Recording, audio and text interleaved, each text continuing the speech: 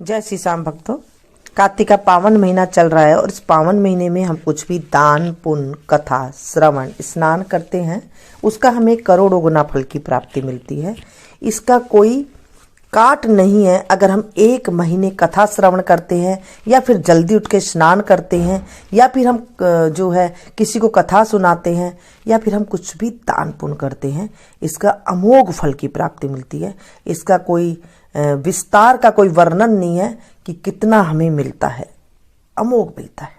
बोलिए विष्णु भगवान की जय। आज हम 15वां अध्याय का स्मरण करेंगे। इससे पहले भगवान का हम तो नाम जप करेंगे। श्रीमन नारायण नारायण नारायण, श्रीमन नारायण नारायण नारायण, लक्ष्मी नारायण नारायण नारायण, भजमन नारायण नारायण नारायण। 15वां अध्याय। देवर्षि नारद जी से राजा पृथु ने कहा, हे देवर्षि, दैत्यराज ने क्या किया वह सब मुझे विस्तार पूर्वक सुनाइए। देवर्षि नारद बोले, उसके चले जाने पर जलंधर ने अपने राहु नामक दूत को बुलाकर कैलाश पर जाने की आज्ञा दी और कहा कि वहां पर एक जटाधारी शंभु नामक योगी रहता है, उससे मेरा आक्रमण और ऐश्वर्य कहकर उसकी सर्वांग सुंदरी भामिनी को मेरे लिए मांग लाओ। तब उन वचनों को सुनकर वह दूत शिव के स्थान पर पहुंचा, परंतु नदी ने उसे सभा के भीतर नहीं जाने दिया, किंतु वह अपनी उग्रता से शिव के सभा में चला गया और शिव के आगे बैठकर उनकी आज्ञा ले वह सब संदेश कह सुनाया जो कि दैत्यराज ने कहा था। फिर तो उस राहु नामक दूत को ऐसा कहते ही भगवान शूल पाणी के आगे पृथ्वी फोड़कर एक शब्द वाला पुरुष प्रकट हो गया, जिसका कि सिंह के समान मुख था और जो कि मानो दूसरा नृसिंह था। वह दौड़कर राहु को खाने चला। राहु बड़े जोर से भागा, परंतु उस पुरुष ने उसको पकड़ लिया। उसने शिव की शरण ले अपनी क्षमा मांगी। शिव जी ने उस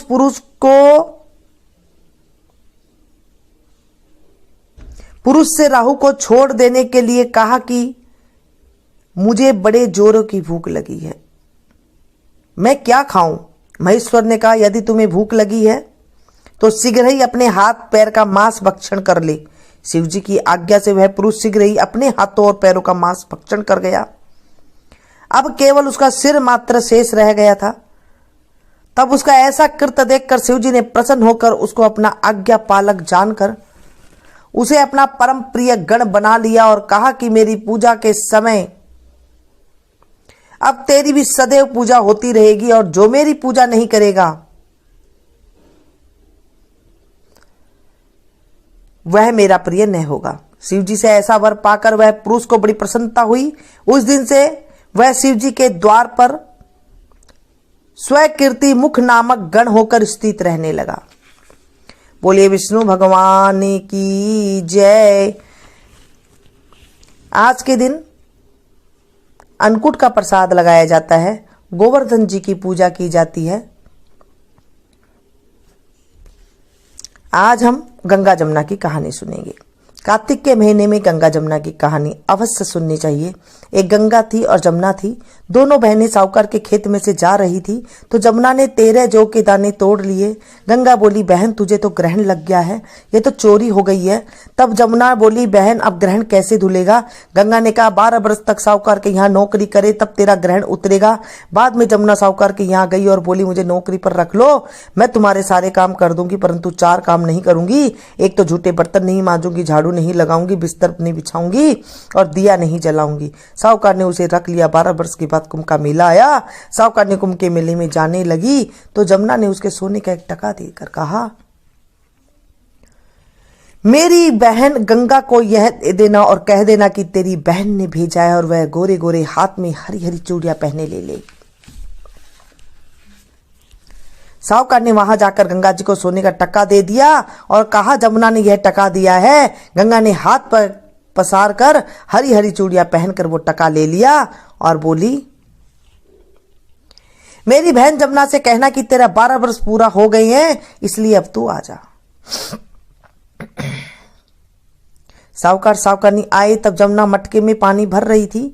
वह दोनों जमुना से बोले, तेरी बहन को सोने का टका दे दिया और उसने कहा कि अब तेरे 12 वर्ष पूरा हो गया है, अब तो तू आ जा। इतना सुनते ही जमुना जी वहां से सहस्त्रधारा बनकर बहने लगी। तब साहूकार साहूकारनी दोनों जमुना जी के पैरों में गिर गए और बोले, अब हमारा ग्रहण कैसे उतरेगा? आपने हमारे घर में सारा काम कर दिया, इसलिए हमारा ग्रहण कैसे उतरेगा? जमुना जी गंगा के माता के पास गई तो गंगा माता जमुना जी से बोली, तू साहूकारनी को धैर्य बंधाकर आई है कि नहीं? तब जमुना बोली, मैं तो कुछ भी नहीं करके आई हूं। गंगा जी बोली, उनके पास जा और धीरज बंधा कर आ, नहीं तो उन्हें संतोष कैसे होगा। तब जमुना जी साहूकार साहूकारनी के सपने में बोली, उठो मैं जमुना हूं, तुम ऐसे क्यों पड़े हो, उठकर कुछ खाओ पियो। तब वह बोले, हमें कैसे उठे, हमें तो ग्रहण लगा है, मैंने तुम्हारे से ऊंचा नीचा सारा काम करवा लिया। तब जमुना बोली, तुम्हें ग्रहण नहीं लगा, मैं तो अपना ग्रहण उतारने आई थी। जब से मैं तुम्हारे खेत में जा रही थी तो जो के तेरे दाने तोड़ लिए थे, इसलिए मेरा ग्रहण उतर गया और मेरे 12 वर्ष पूरे हो गए, इसलिए तुम्हारी मुक्ति हो जाएगी। उन्होंने उठकर देखा तो सारा घर में बहुत सा धन हो गया है। हे गंगा जमुना माता, जैसे साहूकार साहूकारनी को दर्शन दिए, उनकी मुक्ति कराई, वैसी हमारी भी करना और सारे परिवार की करना।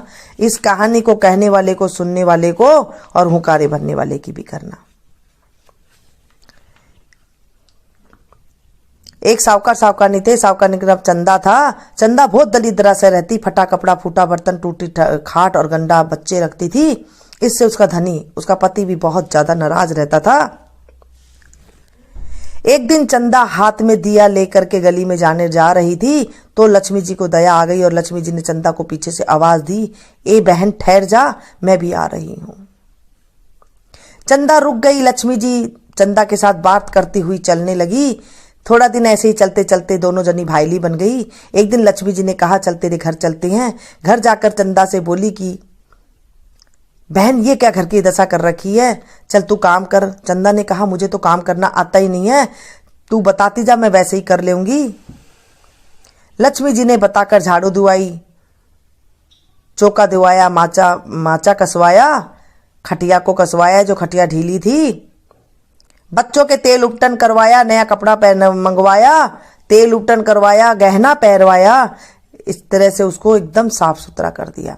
इस तरह लक्ष्मी जी रोज चंदा को काम करना सिखाती और चंदा फिर धीरे धीरे आप ही करने लग गई। उससे उसका पति भी उससे नाराज जो रहता था नहीं रहने लगा और उसे खुश रहने लगा।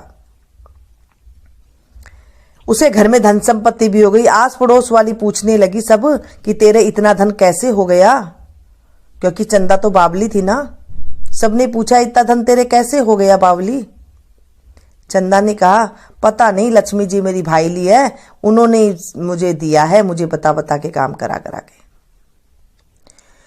तो सबने कहा, वो भाईली है तो क्या हो गया, तेरा कौन सा पीढ़ा घाल कर बैठ गई है? चंदा को ज्ञान हो गया। जब लक्ष्मी जी उसके घर आई तो चंदा ने पीढ़ा बिछा दिया और बोली, मेरे पीढ़े पर बैठ जा। लक्ष्मी जी बोली, ना बहन, पीढ़े पर तो मैं राजा राणा कभी नहीं बैठती, मैं तेरे कैसे बैठूं? चंदा ने कही, नहीं, जिद कर ली कि नहीं, मेरे तो बैठना ही पड़ेगा। लक्ष्मी जी बैठ गई। बोली, लक्ष्मी, मैं बाहर जाकर आ रही हूं, जब तक बाहर से अपने घर में ना आऊं तब तक मत उठना, बैठी रहना। चंदा बाहर जाकर अपने पियर चली गई। चंदा वापस नहीं आई और लक्ष्मी जी गया नहीं। उसके करोड़ों करोड़ों अरबों रुपए की माया होगी। हे लक्ष्मी माता, जैसे उसके पीढ़े पर बैठी वैसे मेरे भी पैरे पर बैठना, मेरे घर में भी बैठना, मुझे भी सुख शांति समृद्धि देना, मेरे घर में भी करोड़ों रुपया अरबों रुपया की माया करना। बोले लक्ष्मी माता की जय। कार्तिक के महीने में लक्ष्मी माता की कहानी जरूर सुननी चाहिए। पथवारी की कहानी। एक बुढ़िया थी, उसके 4 बेटे थे और 4 भैंस थी। कार्तिक का महीना आया, बुढ़िया अपनी बहुओं से बोली, मैं तो कार्तिक नहाने जाऊंगी और तुम लोग एक एक भैंस ले लो, 1 महीने में आऊंगी, देखूंगी तुमने में से कौन सा बहू सबसे ज्यादा घी जोड़ पाएगी। तीनों बहुएं चालाक थी। छोटी बहू को ना तो दूध बिलोना आता था और ना ही घी निकालना। तीनों दौरानी ठानी कहने लगी, अब देखेंगे ये कैसे करेगी। सास छोटी बहू को ज्यादा प्यार करती थी। छोटी बहू को कुछ नहीं आता था, बताता भी नहीं था उसे कोई, बहुत भोली थी। वह अपना सारा दूध दही पीपल पथवारी में गिरा देती थी। 1 महीना पूरा हो गया, तीनों बहू ने डिब्बा भर के घी जोड़ लिया। छोटी बहू पथवारी माता से बोली, मेरी सासू आएगी तो मैं घी कहाँ से दूंगी। पथवारी माता बोली, तू 4 कंकर ले जा और जाकर 4 डिब्बों में डाल देना, बाकी बहुओं का 1-1 डिब्बा भरा होगा और तेरे 4 डिब्बे भरे होंगे। वह 4 कंकर लेकर गई और 4 डिब्बों में डाल दिए। उसके 4 डिब्बे घी से भर गए। सासू आई तो बोली, लाओ अपना घी दिखाओ, किसने कितना घी जमा किया है। तीनों बहुएं बड़ी खुशी खुशी अपने डिब्बा लेकर के आई और आपस में बोली, अब सासू जी इसको डांट पड़ेगी सासू से। सबसे छोटी बहू 4 डिब्बे लेकर आई। बाकी तीनों बहू बोली, इसने तो कभी जमाया नहीं, बिलोया नहीं, इतना घी कहाँ से ले आई, इसके पति ने लाकर दिया होगा। तब छोटी बहू कहने लगी, मुझे तो बिलोना नहीं आता था, ना ही कोई बताता था, सो मैं दूध पीपल में दही पथवारी में सींच देती थी, मुझे पथवारी माता ने दिया है। सबने पूछा, पथवारी माता को सींच का इतना धर्म फल मिलता है, तो अगले साल से हम भी सब ये कार्तिक नहाएंगे और पथवारी माता को सींचेंगे। कार्तिक के महीने में पथवारी माता को सींचना, पथवारी माता की कथा करना, पथवारी माता के भजन गाना, ये सारे अमोघ सुख देता है।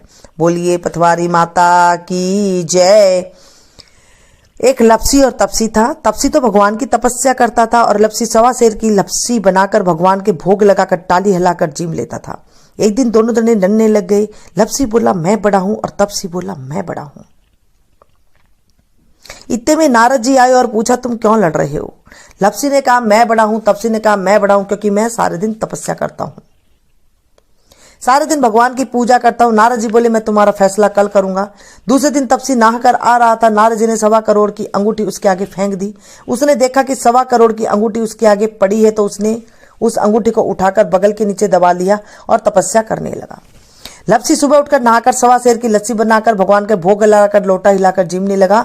इतने में नारद जी आए और दोनों को बिठाया। तब दोनों ने पूछा, कौन बड़ा है। लपसी बोला, मैं बड़ा हूं। तपसी बोला, मैं बड़ा हूं। नारद जी ने कहा, तू हाथ उठा। तपसी ने हाथ उठाया तो 1.25 करोड़ की अंगूठी निकली। तब नारद जी बोले, ये अंगूठी तूने चुराई है, इसलिए तेरी तपस्या का भंग हो गया, इसलिए लपसी बड़ा है। तपसी बोला, महाराज मेरी तपस्या का फल कैसे मिलेगा। नारद जी ने कहा, तेरी तपस्या का फल कार्तिक नहाने वाली देगी। सबकी कहानी कहकर अगर तेरी कहानी नहीं कहेगी तो उसका फल तुझे लग जाएगा। धोती देकर गमछा नहीं देगी तो उसका फल तुझे लग जाएगा। सीधा देकर दक्षिणा नहीं देगी तो उसका फल तुझे लग जाएगा। दाहिना काड़ी दाहिनी तरफ नाड़ा बांधेगी तो उसका फल तुझे लग जाएगा। इतना कहकर नारद जी चले गए और लपसी बड़ा हो गया। हे प्रभु, हे कार्तिक महाराज, मुझे भी ऊंचा बड़ा करना। बोलिए विष्णु भगवान की जय।